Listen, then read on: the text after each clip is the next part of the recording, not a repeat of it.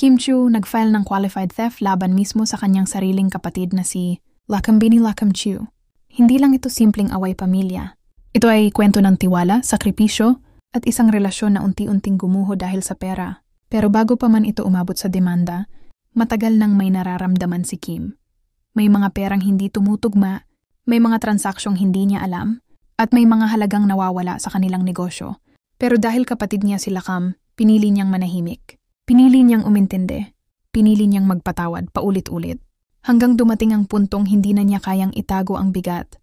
Para mas maintindihan ang pinagmulan ng lahat, kailangan nating balikan ang 2023, taon kung kailan nagkasakit ng malubha si Lakam na diagnose siya ng bacterial meningitis, isang sakit na halos ikamatay niya. Ayon mismo sa doktor, halos hopeless case na raw. 7 araw siyang koma, 18 araw siyang nakakonfine. At sa loob ng maraming araw, hindi siya makakita, makarinig, o makapagsalita. Ganun kabigat ang pinagdaanan niya. Dumating pa sa punto na napag-usapan ang DNR, do not resuscitate. Ibig sabihin kung sakaling bumigay ang katawan ni Lakam, pipirma ang pamilya na hindi na siya i-revive. At isa sa pinakatinamaan dito ay si Kim.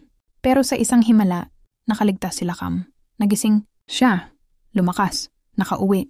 Noong Mayo 2023 sa Instagram pa nga niya, sinabi niyang nagpapasalamat siya sa Diyos.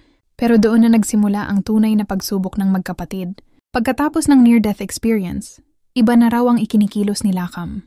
Iba na ang takbo ng isip, iba na ang priorities. Ayon sa kwento, gusto ni Kim na magpahinga muna si Lakam ng 1 buwan. Isang simpleng pakiusap para sa kalusugan ng kapatid niya, pero tumanggi si Lakam. Ayaw daw niyang makulong sa bahay.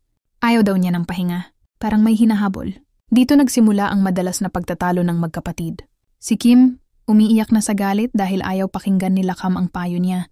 Si Lakam naman, nagsasabing hindi pa siya nakaka-recover mentally, emotionally, at spiritually mula sa pagiging malapit sa kamatayan. Ayon sa mga ulat at nakakita, madalas siyang spotted sa Soler at iba't ibang kasino. Unti-unti, nalululong sa sugal. Hindi lang 1,000, hindi lang milyon, kundi daan-daang milyon ang nalustay mula sa kinita ni Kim. Pero kahit ganun, hindi agad nagalit si Kim. Pinili pa rin niyang umintindi.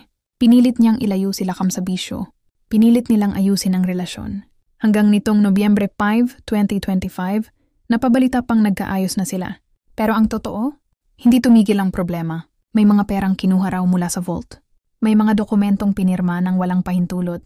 At ang pinakamabigat, may kondo umanong naibenta ng hindi alam ni Kim.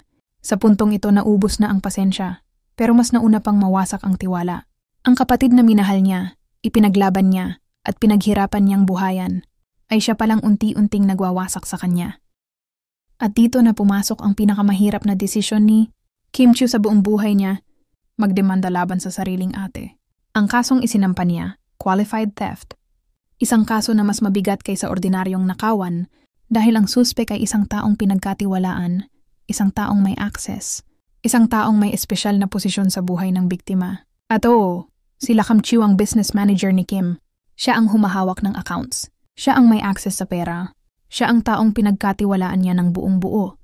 Kaya pasok na pasok ang kaso sa abuse of trust. At kapag umabot sa malaking halaga, maaaring maging non-bailable at maaaring umabot ng 20 taon na pagkakakulong kahit gaano man kalaki ang halagang sangkot. Pero ito ang masakit. Hindi lang pera ang nawala. Nawala ang negosyo. Nawala ang tiwala. At ngayon, maaaring mawala pa ang ugnayan ng magkapatid. Isang trahedya na walang panig na tunay na panalo. Walang tama o mali. Walang madaling sagot. Isang desisyong ginawa ni Kim dahil hindi na siya iniwan ng kahit anong pagpipilian. At habang hinihintay ang magiging desisyon ng korte, isang tanong ang bumabalot sa mga tao. May pag-asa pa bang maayos ang relasyon ng magkapatid? O tuluyan nang magtatapos ang bond na ilang dekada nilang binuo? Kung naantig ka sa kwentong ito, huwag kalimutang i-like, mag-comment, at mag-subscribe para sa iba pang real-life stories at showbiz updates. Maraming salamat sa panonood. At tandaan, sa mundo ng pera at tiwala, minsan pamilya ang pinakamahirap isugal.